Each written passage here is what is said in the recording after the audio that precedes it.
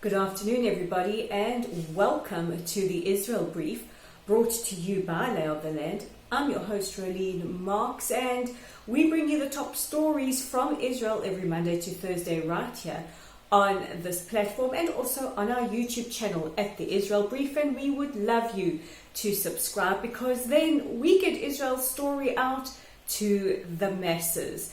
Before we get into today's headlines, I would just like to take an opportunity on behalf of all of us at Lay of the Land to wish all who are fasting for Tisha B'Av a very safe and meaningful fast, and to wish all of our Muslim and Druze neighbors, our viewers, our readers, a Eid Adha Mubarak. But without further ado, let's take a look at those top stories. And it looks like the COVID-19 crisis is not dominating the news as much as it has been. But one story today breaking that Greece is deciding whether or not they will be ready to allow Israeli tourists into the country. And yesterday we spoke about the fact that from the middle of next month, Israel may start to open up her skies to green country. Those are countries with low levels of infections, including Hungary, Canada, New Zealand, Austria, Germany, Switzerland, and a variety of others. So it looks like good news for our travel industry. And also big news dominating the headlines here is the upcoming budget.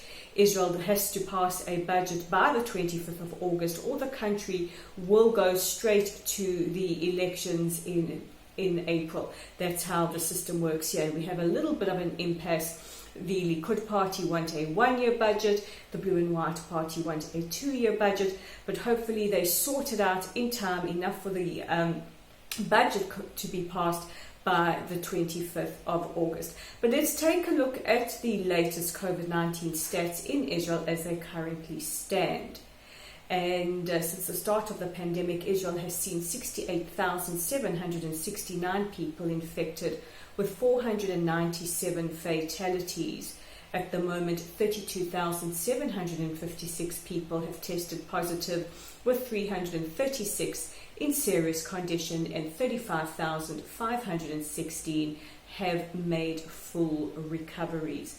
I know that a lot of you have been concerned with the headlines about protests taking place around the countries, and police are expecting mass protests outside the residence of Prime Minister Netanyahu tonight, and have applied extra force to take care of any violence that may rear its head throughout these protests. Now, police have warned that any incidents of violence will be dealt with harshly. And just a reminder to many readers, viewers, listeners out there who've expressed their concerns, we don't want to see any kind of violence that harms any of the protesters, like we saw in Tel Aviv the other night.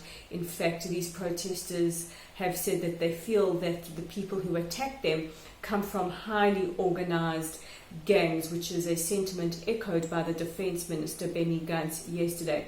However, we also do stress the sentiments of President Rivlin and Prime Minister Netanyahu that people do have the right to protest either for or against the Prime Minister. This is a democracy. However, any kind of violence will not be tolerated and will be dealt with according to the law. And our last story of the day takes us to the United Nations. And what can we say? Mazal tov. It looks like the United Nations have decided at last to do something concrete about dealing with anti-Semitism.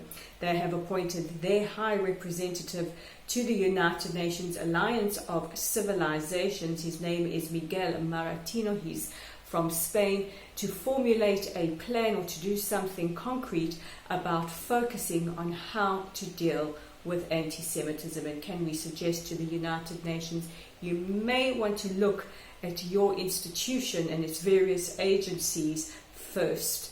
And some of your agencies, like UNESCO, they negate Jewish history and Jewish ties to the land of Israel.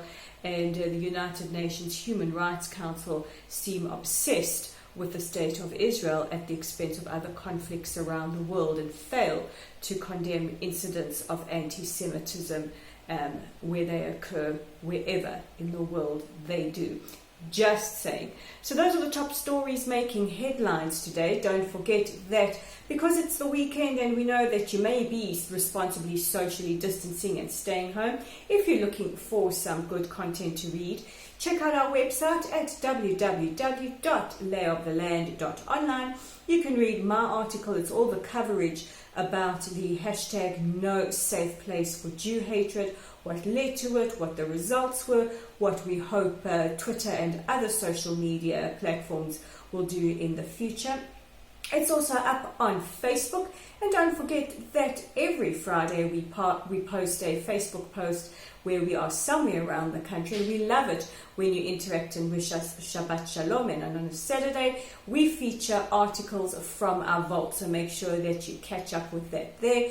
Give us a like or a follow while you're at it. We're back on Twitter after the 48-hour walkout. You can find us at Lay of the Land with the number 5, and of course don't forget that YouTube channel at the Israel Brief. We're waiting for you to click on that big subscribe button.